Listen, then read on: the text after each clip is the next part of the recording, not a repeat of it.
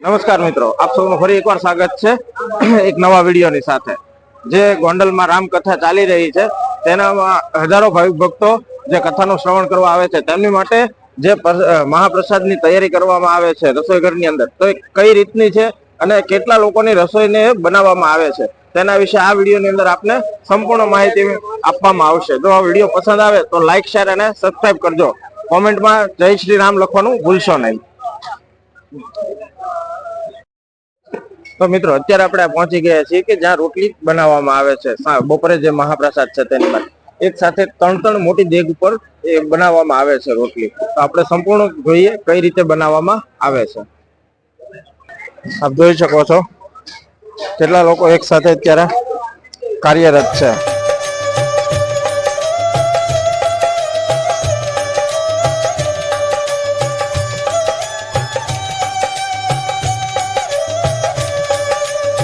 આપણે જે કથામાં ભક્તો આવેલા છે તે લોકોની માટે મિષ્ટાનમાં જે જલેબી બનાવવામાં આવી છે, કઈ રીતે તે બનાવી અને કેટલા પ્રમાણમાં ભાવિક ભક્તો માટે થઈને બનાવી તેની સંપૂર્ણ પ્રોસેસ બતાવવામાં આવશે।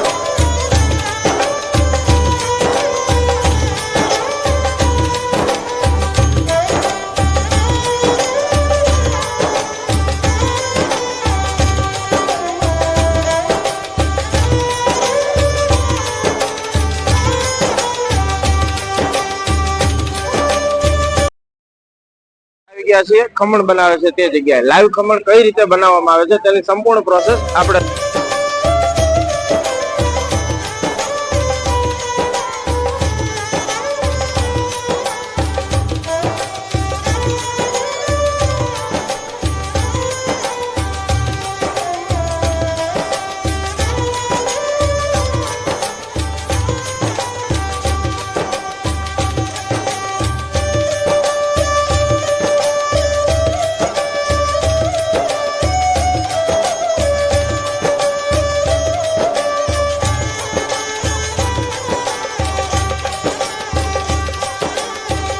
કેટલા મોટા પ્રમાણમાં અહીંયા દાળ બનાવવામાં આવી છે।